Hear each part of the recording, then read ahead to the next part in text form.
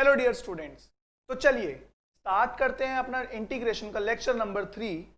अब हमने last video में मैंने आपको एक होमवर्क दिया था कि आपको दो जो मैंने फॉर्मूलाज लिखे थे उन दोनों को प्रूव करना था। तो मुझे लगता है कि आपने वो कर लिया होगा। तो चलिए फोर्थ पार्ट, क्योंकि ये थोड़ा सा डिफिकल्ट है क्योंकि यहाँ अजम्पशन ज़्यादा करनी पड़ रही हैं, तो इसलिए ये क्वेश्चन मैं आपको कराता हूँ। चलिए स्टार्ट करते हैं फोर्थ पार्ट। और क्या था fourth part? Integral of cosec x.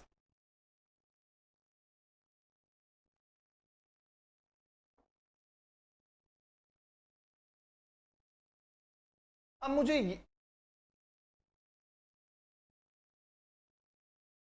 Cosec x dx, अब मुझे इसे क्या प्रूफ करना है? हमें इसे प्रूफ करना है log of integral of cosec x minus cot x plus c.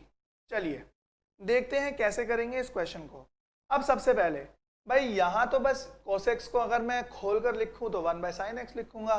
तो मुझे यहाँ पर इस तरीके के क्वेश्चन में करना क्या होता है, मुझे यहाँ पर जैसे कि यहाँ पर अगर हमें क्वेश्चन आएगा, ये पहली बात तो मुझे डायरेक्ट याद रखना है कि ये फॉर्मूला होता है। पर अगर मुझे क्वेश्चन आए कि proof cosec x dx is equal to log of cosec x minus cot x plus c, तो मुझे करना क्या है?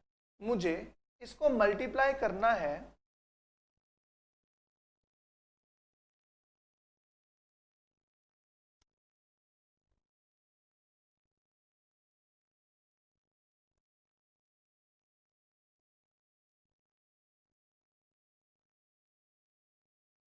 Cosec x plus cot x, और डिवाइड भी करना पड़ेगा इसी से।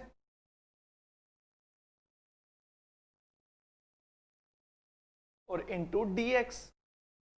अब देखिए, अब मैं अगर आगे ध्यान दूं तो बच्चों अब सबसे पहला आपका सवाल होगा कि यही क्यों मल्टीप्लाई किया है? क्योंकि मुझे कुछ इसी तरीके की टर्म चाहिए तो मैंने इसलिए मल्टीप्लाई कर दिया।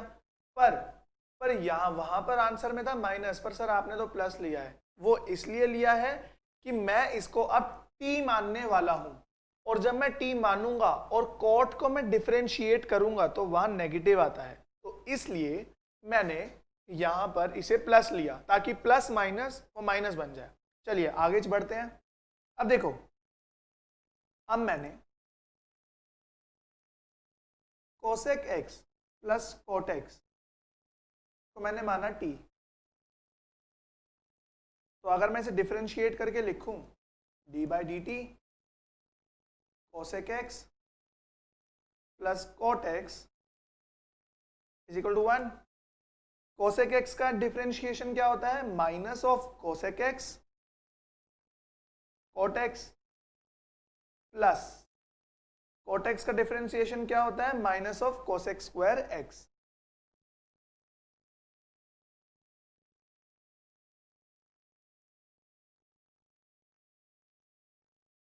इक्वल टू 1 माइनस कोसेक, अगर यहां से मैं बाहर निकाल दूं कॉमन तो ये आ गया कोटेक x cot x plus cosec x equal to 1, और यहाँ पर आ गया डी एक्स, सॉरी यहाँ पर आ गया ये डी एक्स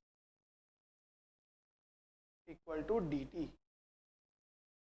चलिए अब बच्चों, अब मैं इसको कन्वर्ट करता हूं। अगर मैं ध्यान से देखूं तो मेरा न्यूमरेटर के अंदर यही तो टर्म लिखी हुई है, तो इसकी जगह मैं लिख दूंगा minus of D T upon में, इसको मैंने t माना था तो ये t, तो ये क्या आ गया बच्चों? Minus of log of modulus t plus c. अब मैं लॉग तो ले आया हूं, पर सवाल यहां पर खत्म नहीं हुआ। माइनस लॉग और कोस t मैंने किसको माना था? Cosec x plus cot x.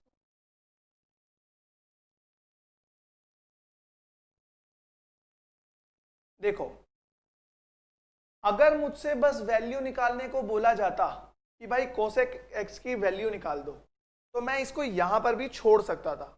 पर मुझे जो सवाल आएगा, मुझे आएगा कि भाई ये बात प्रूफ करो। यहां पर मेरी ये बात तो प्रूफ अभी नहीं हुई है। देखो, अब माइनस को मैंने एज इट इज रहने दिया, कोसेक स्क्वायर कोसेक एक्स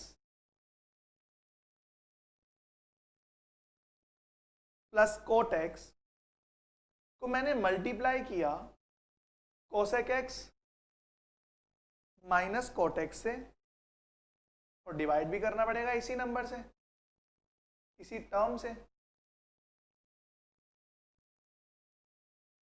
ये भी कर दिया। अब यहां पर भी आपके मन में सवाल आया होगा कि सर आपने फिर से मल्टीप्लाई डिवाइड कर दिया। तो बच्चों मैंने ये इसलिए किया ताकि न्यूमरेटर में आ जाए 1। 1 आने से मेरा क्या फायदा है, जो ये माइनस है ये हमें पता है माइनस ऑफ लॉग अगर की पार अगर अंदर है x तो ये हो जाएगा log ऑफ 1/x। तो जो न्यूमरेटर था वो डिनोमिनेटर बन जाएगा और जो डिनोमिनेटर था वो न्यूमरेटर बन जाएगा। तो मैं ऐसा कुछ करूंगा कि जो मेरा न्यूमरेटर में आ जाए 1, तो इसलिए मैंने इसे मल्टीप्लाई कर दिया। तो माइनस log ऑफ ये हो गया cosec square x minus cot square x, तो ये आपको पता है 1 होता है, और नीचे आ गया cosec x minus cot x, तो माइनस लॉग ऊपर आ गया 1 और नीचे आ गया cosec x minus cot x. और ये क्योंकि अब जब न्यूमरेटर ये माइनस अंदर जाएगा तो ये हो जाएगा cosec x minus of cot x plus, तो ये हो गया बच्चों मेरा राइट हैंड साइड प्रूफ। चलिए अब हम बढ़ते हैं आगे।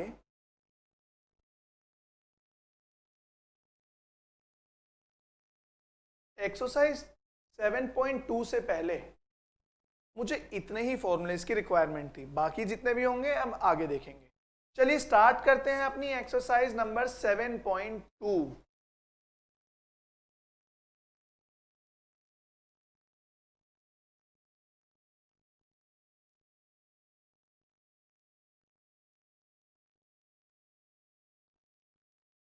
देखिए बच्चों, अब 7.2 के हम सारे इंपॉर्टेंट क्वेश्चन डिस्कस करेंगे और ये एक्सरसाइज आपके एग्जाम पॉइंट ऑफ व्यू से काफी इंपॉर्टेंट है क्योंकि सब्स्टिट्यूशन मेथड काफी इंपॉर्टेंट मेथड है। तो चलिए देखते हैं सबसे पहले क्वेश्चन नंबर 2। क्वेश्चन नंबर 1 काफी इजी क्वेश्चन है। अब x square 1 plus x square को टी मान लेना, डिफरेंशिएट करोगे तो 2x सामने आपको आ जाएगा। तो चलिए क्वेश्चन नंबर 2 से स्टार्ट करते हैं। क्वेश्चन नंबर 2 क्या है, हमें निकालना, हमें इंटीग्रेट करना है।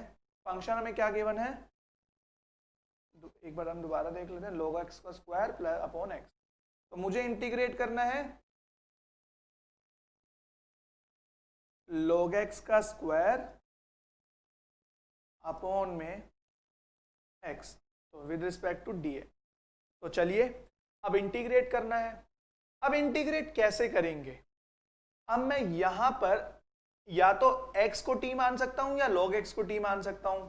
अगर मैं log x को t मानता हूं और उसे डिफरेंशिएट करता हूं तो मुझे पता है log x को डिफरेंशिएट करने पे आएगा 1/x, जो कि मुझे अपने इंटीग्रल में दिख रहा है। तो मैं log x को t मान लेता हूं।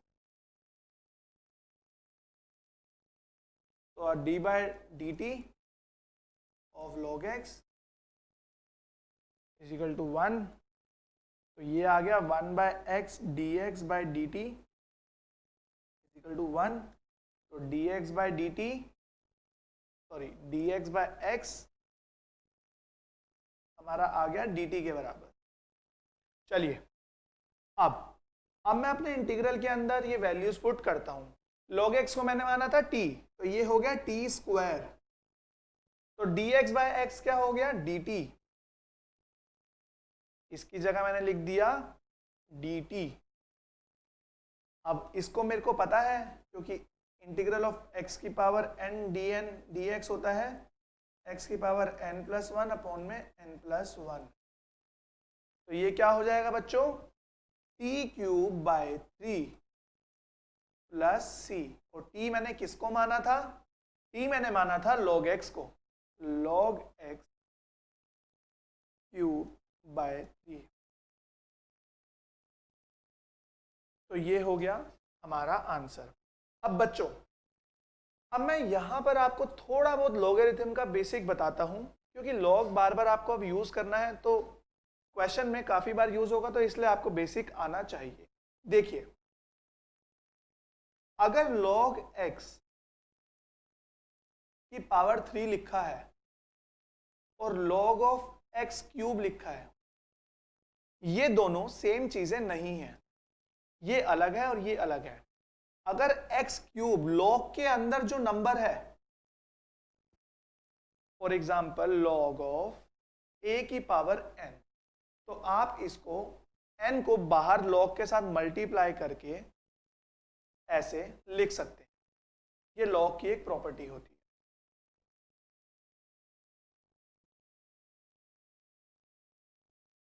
फॉर एग्जाम्पल, अगर log ऑफ 2 की पावर 3 है तो इसको हम 3 log 2 भी लिख सकते हैं। log ab, a multiply b को मैं लिख सकता हूं log a plus log b। log a by b को मैं लिख सकता हूं log a minus log b।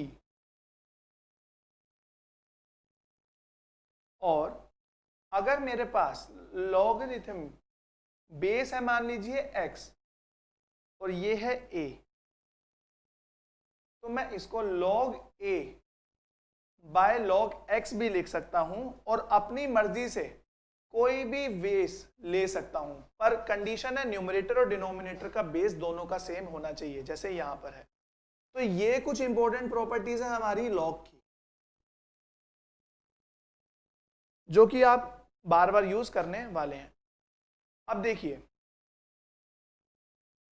अब हम अपने नेक्स्ट क्वेश्चन पर आते हैं, दैट इज क्वेश्चन नंबर 3। अब क्वेश्चन नंबर 3 है integral of 1 upon x plus x log x। चलिए अब करते हैं इसे सॉल्व। अब देखिए बच्चों, मुझे इसका इंटीग्रल निकालना है, तो पहली बात तो मुझे x दिख रहा है दोनों में कॉमन, तो मैं उसको ऐसे लिख देता हूं। अब देखो, या तो मैं मानूंगा 1 बाय एक्स को t, या मैं मानूंगा 1 बाय log x को t। तो देखो 1 बाय एक्स को अगर मैंने t माना तो डिफरेंशिएट करूंगा मैं अगर इसे, तो ये आएगा माइनस 2x की power minus 2 dx equal to dt। पर इसका मुझे कोई खासा यूज नहीं दिख रहा है अपने इस क्वेश्चन के अंदर। अब मैं ऑन द अदर हैंड मैं लेकर देखता हूं 1 बाय log x को t, तो अगर मैंने इसको डिफरेंशिएट करा तो ये आया 1 by dx equal to dt। अरे ये क्या, ये तो मेरे काफी काम की चीज है। आपको दिख रहा है क्वेश्चन के अंदर dx भी है और अपॉन में x भी है। तो चलिए 1 बाय log x को माना मैंने t।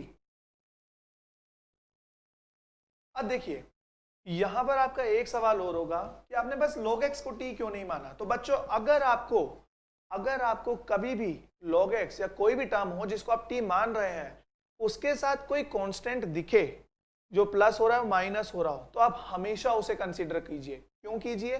क्योंकि कांस्टेंट को जब मैं डिफरेंशिएट करूंगा वो तो आ जाएगा 0, पर आपका जो मेन क्वेश्चन है उसके अंदर नंबर ऑफ टर्म्स कम हो जाएंगी। अगर मैं 1 को ना लूं तो नीचे आएगा 1 प्लस टी, पर मैंने 1 प्लस log x को ले लिया तो अब बस आएगा t। तो इसलिए आप 1 प्लस, जब भी आपको कांस्टेंट टर्म दिखे उस फंक्शन के साथ जिसको आप t मान रहे हैं, तो आप हमेशा उसे कंसीडर करेंगे। चलिए, तो इसको मैंने t माना, तो 1 का डिफरेंशिएशन तो होता है 0, 1 बाय log x का होता है x, और dx by dt that is equal to 1। तो dx बाय x मेरा आ गया dt। अब देखिए, मैंने माना 1 प्लस log x को t और dx बाय x आ गया dt, तो मेरा इंटीग्रल चेंज हो गया dt बाय t में। ध्यान दे लीजिए, इसको dx बाय x को मैंने लिखा dt, 1 प्लस log x तो t ही माना था मैंने। चलिए, ये मेरा आ गया आंसर बच्चों log ऑफ t प्लस, और मैंने t किसको माना था? 1 प्लस लॉग ऑफ एक्स को, 1 प्लस लॉग ऑफ एक्स। तो ये आ गया मेरा इंटीग्रल। अब आप देख सकते हैं अगर मैं मेथड ऑफ सब्स्टिट्यूशन ना लगाऊं तो ये क्वेश्चन करने में हमारे प्राण निकल जाए, पर सब्स्टिट्यूट करते ही मिनट के अंदर हमारा एक क्वेश्चन सॉल्व हो गया। चलिए अब आ जाते हैं अपने नेक्स्ट क्वेश्चन पर, that is question number 5। Sine a x plus b cos a x plus b, integral of sine a x plus b cos a x plus d x, ये बच्चों मुझे निकालना है। अब देखिए कैसे निकलेगा ये वाला क्वेश्चन। अब देखो बच्चों, यहां पर फिर से बात आ जाती है ट्रिग्नोमेट्रिक आइडेंटिटीज की। तो बच्चों अगर आपने ट्रिग्नोमेट्री ध्यान से पढ़ा हो तो आपको याद होगा एक कुछ इस फॉर्म का फॉर्मूला होता था, साइन 2 साइन ए साइन बी, 2 साइन ए कॉस बी।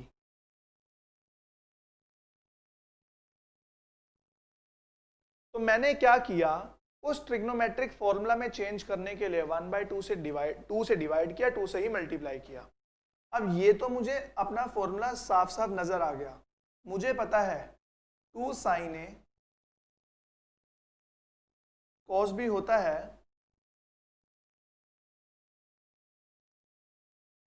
साइन साइन ए ही है, 2 साइन ए कॉस ए होता था साइन 2a।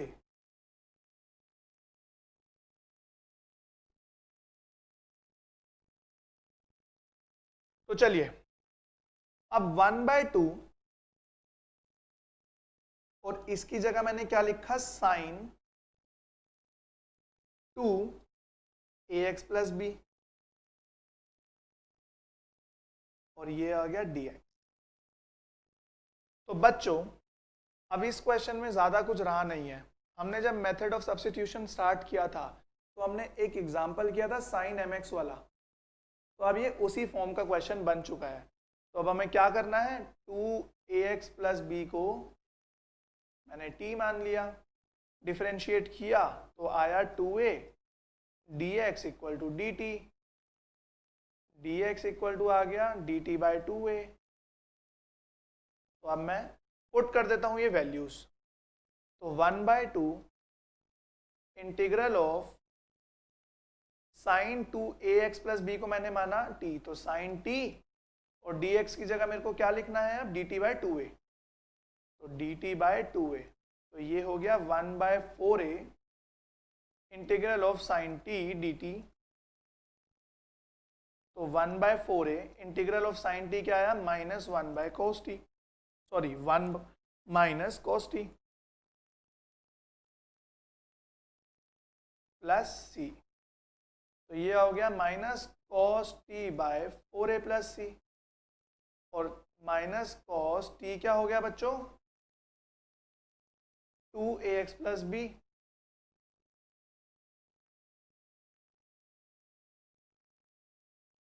अपॉन में 4a। तो ये आ गया बच्चों मेरा इसका आंसर। तो जब भी आपको साइन कॉस मल्टीप्लाई दिखे, एक टर्म हो साइन की एक हो कॉस की, तो आप इस फॉर्मूले में कन्वर्ट करेंगे।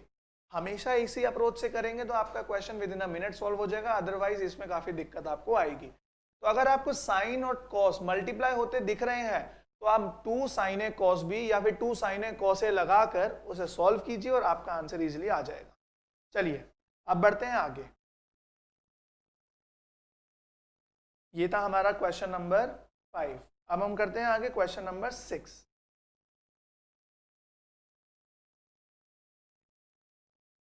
क्वेश्चन नंबर 6 है रूट अंडर ए एक्स प्लस बी।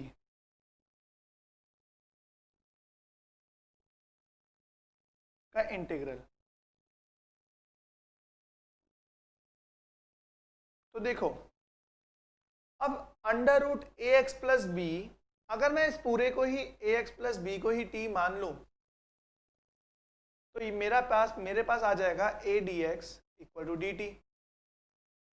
तो ये हो जाएगा रूट अंडर टी और dt की जगह मैं लिख सकता हूँ, और dx की जगह मैं लिख सकता हूँ dt बाय ए। तो t हो जाएगा इंटीग्रल ऑफ t की पावर 1/2 है ये। तो हमें पता है बच्चों,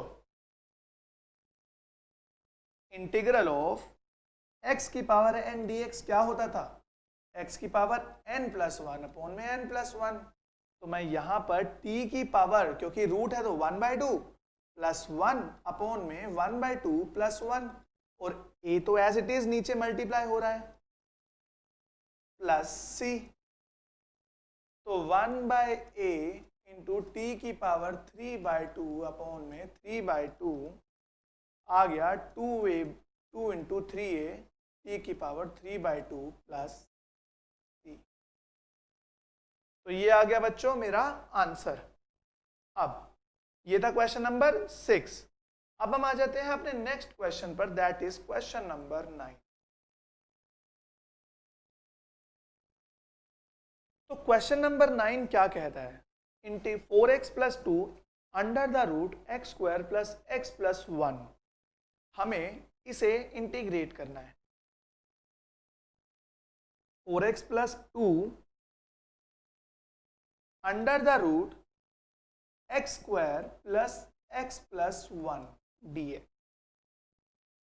तो देखिए अब कैसे करना है इस तरीके का क्वेश्चन। अगर बच्चों ध्यान दीजिए, जब भी हमें अंडर द रूट वाले क्वेश्चन आएंगे, हम क्या करेंगे, अंडर रूट के अंदर जो भी हमें गिवन है हम पूरे के पूरे को t मान लेंगे। तो x square plus x plus 1 को मैंने क्या मान लिया, t। तो अगर मैं इसे डिफरेंशिएट करूंगा,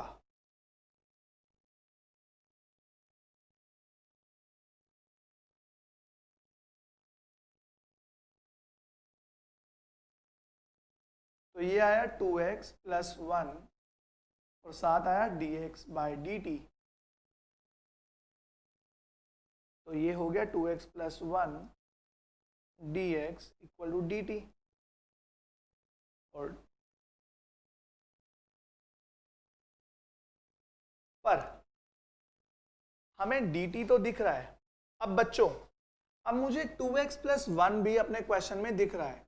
यहां पर 4x प्लस 2 है, तो अगर मैं यहां से 2 कॉमन निकाल दूं तो बचेगा क्या, 2x प्लस 1।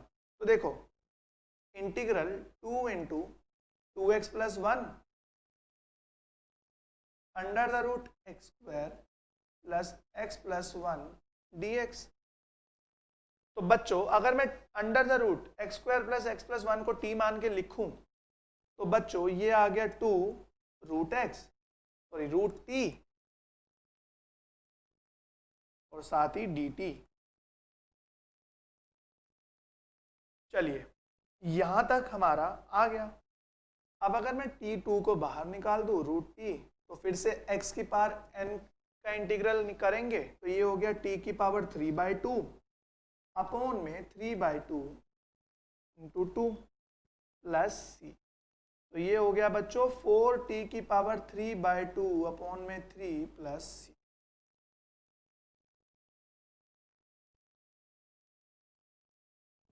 और ये यहाँ पे अब हम t की वैल्यू पुट कर देते हैं। और t मैंने माना था x square plus x plus 1 को, x square plus x plus 1 की पावर 3/2 बाय 3 प्लस। तो ये हो गया हमारा क्वेश्चन नंबर 9। अब हम आ जाते हैं अपने नेक्स्ट क्वेश्चन पर, दैट इज क्वेश्चन नंबर 10 पर।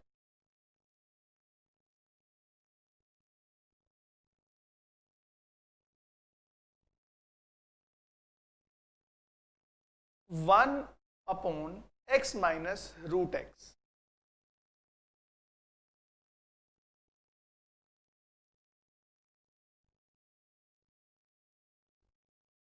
अब देखिए पिछले क्वेश्चन में हमने क्या किया था, हमने अंडर द रूट जो भी था उसको हमने टी मान लिया था। क्या यहां पर उस बात से काम होगा? अगर मैं x को t मानूं तो मेरा dx आएगा और dt आएगा। यहां पे तो कोई काम नहीं हुआ, क्योंकि वापस से t minus root t dt इस फॉर्म में कन्वर्ट हो गया।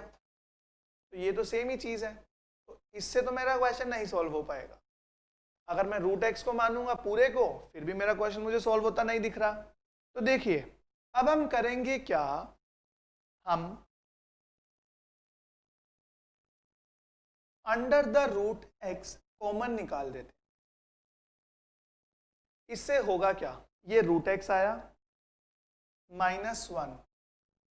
अब देखो हमारा जो ऊपर वाला पार्ट था उसमें दोनों टर्म जो थी वो प्लस में, प्लस जो माइनस हो रही थी दोनों में एक्स था।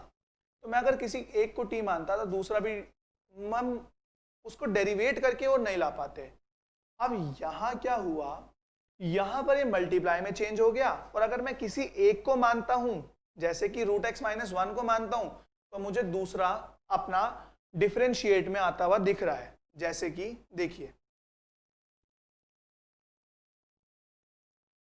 अगर मैं रूट एक्स -1 को टी मानूं, तो इसको अगर मैं डिफरेंशिएट कर दूं आएगा 1/2 रूट एक्स, 1 तो 0 हो जाएगा, तो dx इक्वल टू dt। तो dx की जगह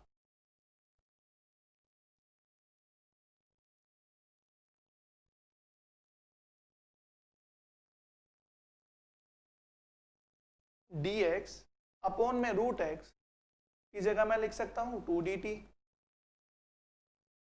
अब देखिए अगर अब मैं इस स्टेप पर वापस जाऊं, तो बच्चों अब मैं रूट एक्स -1 को तो लिख सकता हूं t, और dx बाय रूट एक्स को मैं लिख सकता हूं 2dt। तो ये हो गया integral of dt by t, जो कि हो गया लॉग ऑफ, और मैंने t किसको माना था, रूट अंडर x -1 को।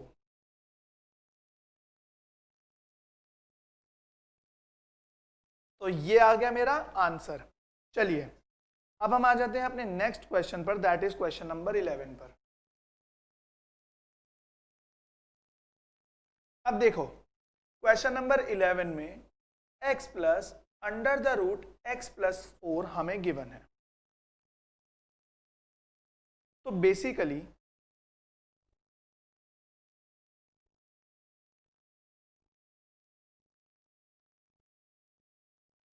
मेरी पहली अप्रोच क्या होगी कि अगर मैं t अंडर द रूट वाले को मान लूं, तो देखो अगर मैं x+4 को मैं t मानता हूं, तो dx इक्वल टू dt हो गया,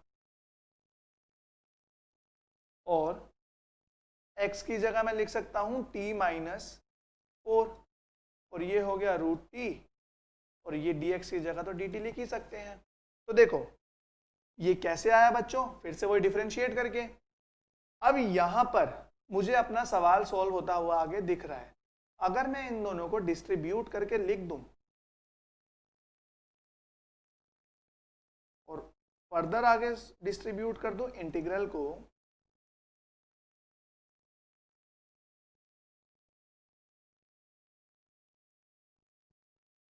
तो ये क्या हुआ, तो देखिए बच्चों ये हो जाएगा t की पावर 1/2। कैसे, ये t की पावर 1 थी ऊपर, और ये था t की पावर 1/2, तो जब ये ऊपर जाएगा तो 1 - 1/2, तो ये हो जाएगा t की पावर 1/2 -4 इंटीग्रल ऑफ t की पावर -1/2 dt। चलिए अब इन्हें फिर से x की पावर n+1 वाले फॉर्मूले से सॉल्व कर लेते हैं। तो ये हो गया t की पावर 1/2 + 1/1 अपॉन में 1/2 + 1 -4 t की पावर -1/2 + 1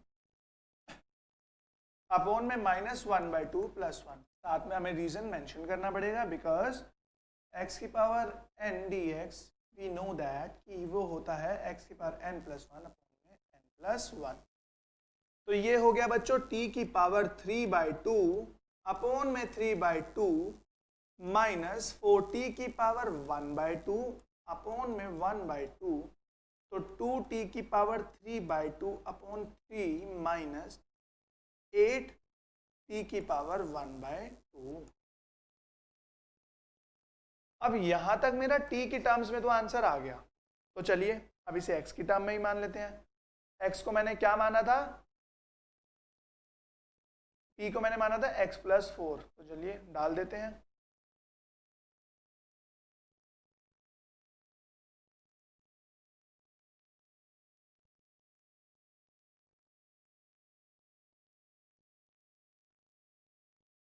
तो इसी के साथ होता है बच्चों हमारा क्वेश्चन नंबर 11 भी खत्म। चलिए अब आगे आ जाते हैं क्वेश्चन नंबर 12 पर। क्वेश्चन नंबर 12 एक काफी इंपॉर्टेंट क्वेश्चन है, ये आपके बोर्ड एग्जाम्स में भी आया हुआ है। तो चलिए देखते हैं क्वेश्चन नंबर 12।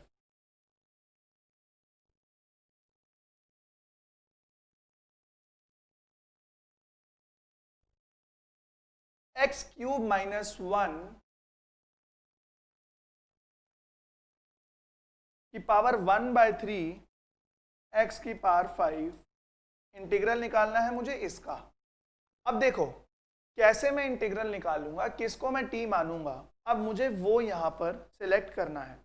तो बच्चों जैसा मैंने आपको बताया था, अंडर द रूट या फिर क्यूब रूट, जैसे अगर स्क्वायर रूट हो या क्यूब रूट हो एक ही बात है, जो भी अंडर द रूट या फिर अंडर द क्यूब रूट जो भी होगा, जो भी हमारा एक्सप्रेशन होगा उसको हम t मानेंगे। तो यहां पर अंडर द क्यूब रूट है x³ - 1, तो मैंने लेट x³ - 1 को t, तो d/dx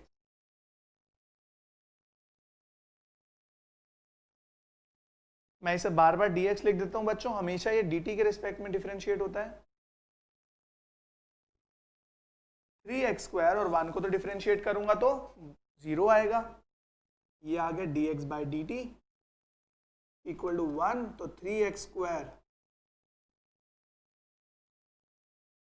अब देखो क्वेश्चन इस तरीके से बना होता है कि अगर आपने सही चीज को t माना तो क्वेश्चन अपने आप सेट होता चला जाएगा। जैसे इस क्वेश्चन में देखिए, अगर x³ - 1 को मैंने माना t, तो अगर मैं क्वेश्चन के अंदर जो मुझे इनिशियली गिवन था, अगर उसके अंदर मैं t की वैल्यू डालूं तो ये हो जाएगा t की पावर 1/3। ठीक है, अब x की पावर 5 को मैं लिख सकता हूं x³ × x²। अब बच्चों x² dx को मैं लिख सकता हूं dt/3। तो देखो, और x³ को मैं अभी एज इट इज लिखे रहने देता हूं, और x² की जगह मैं लिख देता हूं x² dx की जगह मैं लिख देता हूं dt/3, 1/3 बाहर।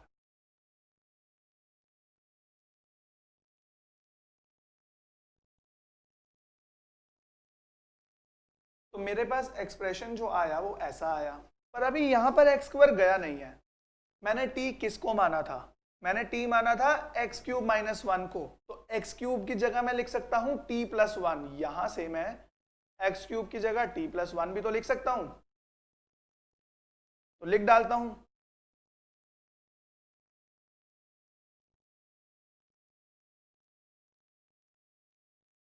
dt 1/3, तो मल्टीप्लाई अगर मैं करूं तो ये हो जाएगा ऐसे और ऐसे, और साथ में इसके रहेगा, यहां पर इंटीग्रल की जगह मैंने ब्रैकेट लिख दिया dt, तो 1/3 बाहर ही रहेगा, और ये मल्टीप्लाई होके बन जाएगा t की पावर 4/3 प्लस t की पावर 1/3 dt। अब मैं इसको इजीली डिस्ट्रीब्यूट करके लिख सकता हूं। देखो 1/3 एज इट इज रहा, इंटीग्रल ऑफ t की power 4/3 dt plus integral of t की पावर 1/3 dt। आगे तो शायद मुझे आपको बताने की भी जरूरत नहीं है, क्या करना है, मुझे सीधा लगाना है x की power n dx is equal to x की पावर n+1 अपॉन में n+1। तो ये हुआ t की पावर 4/3 + 1, 4/3 + 1 प्लस टी की पावर 1/3 प्लस 1 अपॉन में 1/3 प्लस 1। तो 1/3 ये आ गया टी की पावर 7/3 अपॉन में 7/3 प्लस टी की पावर 4/3 अपॉन में 4/3। तो चलिए अब इसको मैं आगे फर्दर सॉल्व करता हूं। तो 1/3 यहां पे बच्चों जो सबसे इंपॉर्टेंट पार्ट है और जिसका हाफ मार्क्स होता है दैट इज आर्बिट्ररी कांस्टेंट, वो हम लिखना भूल गए थे। तो आप एग्जाम में ये चीज नहीं भूलेंगे, आर्बिट्ररी कांस्टेंट ना लिखने के आपके हाफ मार्क्स कट होते हैं। चलिए 1/3 3 टी की पावर 7/3/7 प्लस 3/4 टी की पावर 4/3 प्लस सी। तो ये 3 से 3 अगर मैं अंदर 1/3 से मल्टीप्लाई कर दूं तो आ जाएगा टी की पावर 7/3 अपॉन में 7 प्लस टी की पावर 4/3 अपॉन में 4 प्लस सी। और टी को मैंने क्या माना था? टी को मैंने माना था बच्चों x³ - 1। तो डाल देते हैं x³ - 1 की पावर 7/3 अपॉन में 7 प्लस x³ - 1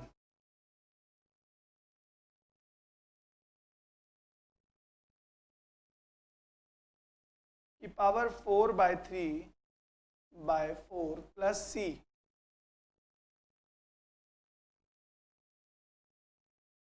तो ये आ गया बच्चों मेरा इस क्वेश्चन का आंसर। ये काफी इंपॉर्टेंट क्वेश्चन था आपके एग्जाम पॉइंट ऑफ व्यू से और आपके प्री बोर्ड्स में रेगुलरली ये क्वेश्चन पूछे जाते हैं। तो चलिए बढ़ते हैं आगे अपने नेक्स्ट क्वेश्चन की तरफ, दैट इज क्वेश्चन नंबर 14। फिर से ये काफी इंपॉर्टेंट क्वेश्चन है, चलिए देखते हैं क्या अप्रोच होगी इस तरीके के क्वेश्चन के लिए।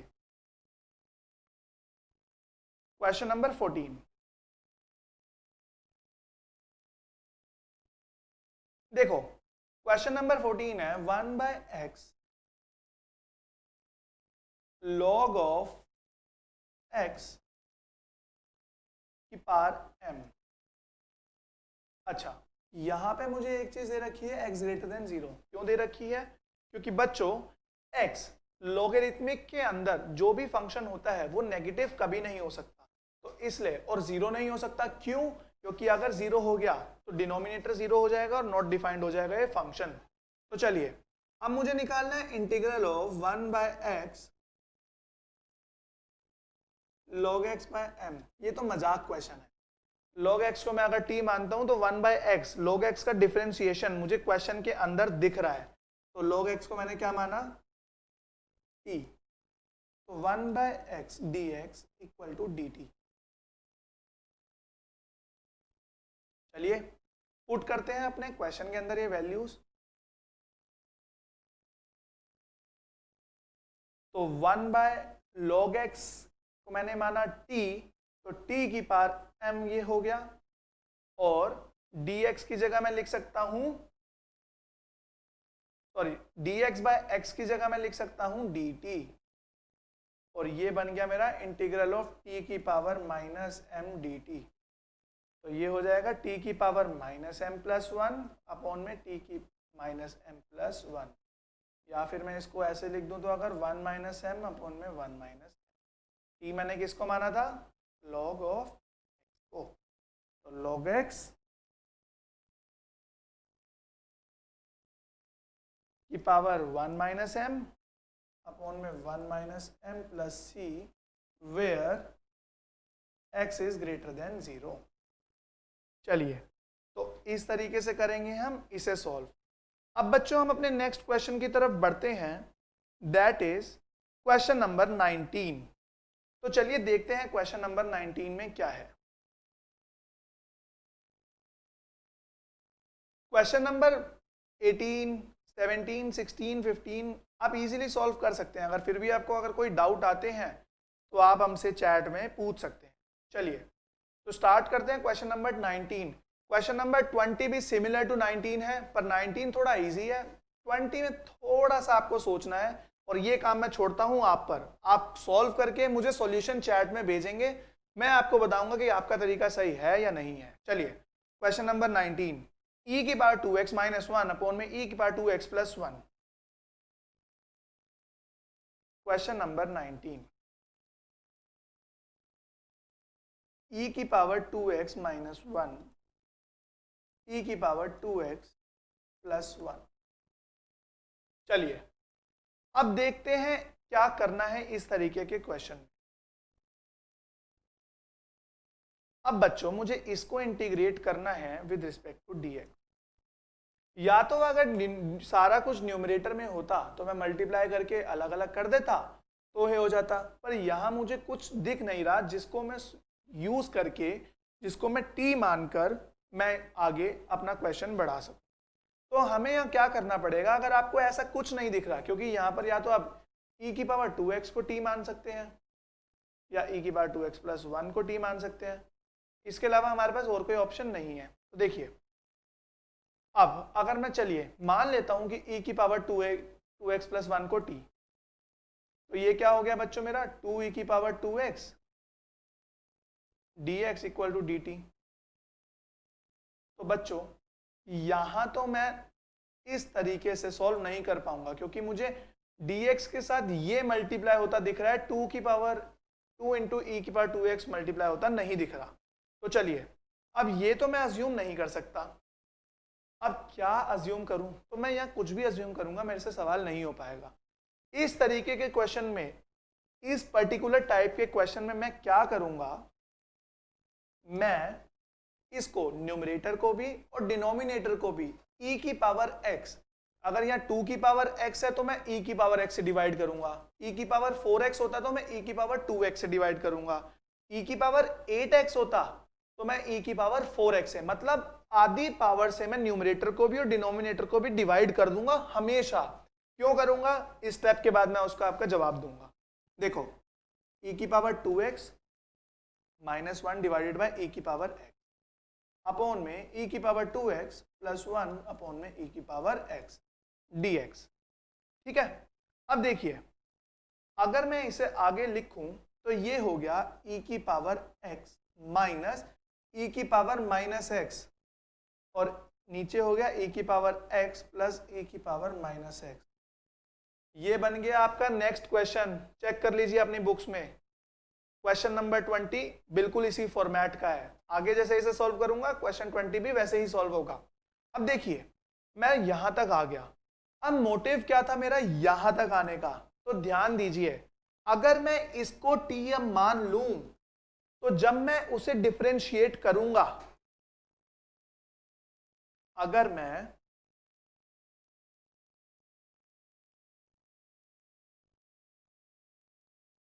डिनोमिनेटर को t मान लूं, मेरा डिनोमिनेटर क्या है बच्चों, मेरा डिनोमिनेटर है e की power x minus plus e की पावर माइनस x,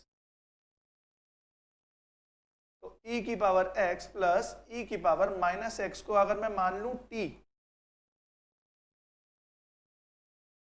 अब मैं इसको डिफरेंशिएट करता हूं तो देखो e की पावर x प्लस e की पावर माइनस x, ये dt, ये हो गया 1। अगर मैं इसको डिफरेंशिएट करता हूं तो देखो होता क्या है, e की पावर x तो रहेगा एज इट इज, पर e की पावर माइनस x क्या हो जाएगा, माइनस ऑफ e की पावर x, और यही तो मुझे दिख रहा है मेरे न्यूमरेटर के अंदर। तो इस तरीके का क्वेश्चन अगर आ जाए तो आपको यही अप्रोच फॉलो करनी है। तो चलिए अब मैंने इसको dx यहां और इक्वल टू dt, तो अपने मेन क्वेश्चन के अंदर अब मैं वैल्यूज पुट करता हूं, मैंने e की पावर x प्लस e की पावर माइनस x को माना t, तो ऊपर मुझे दिख गया dt, तो ये आ गया बच्चों log of t plus c, और t मैंने किसको माना था, log ऑफ e की पावर x प्लस e की power minus x plus c, तो ये मैंने माना था अपना t।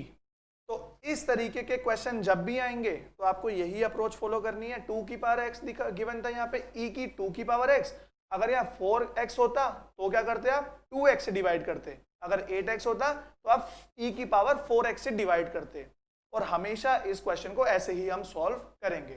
तो इस वीडियो में इतना ही। अपने नेक्स्ट वीडियो में हम अपना इंटीग्रेशन को आगे कंटिन्यू करेंगे। अगर इस वीडियो में आपको कोई भी डाउट हो तो आप हमसे चैट में पूछ सकते हैं। Thank you so much.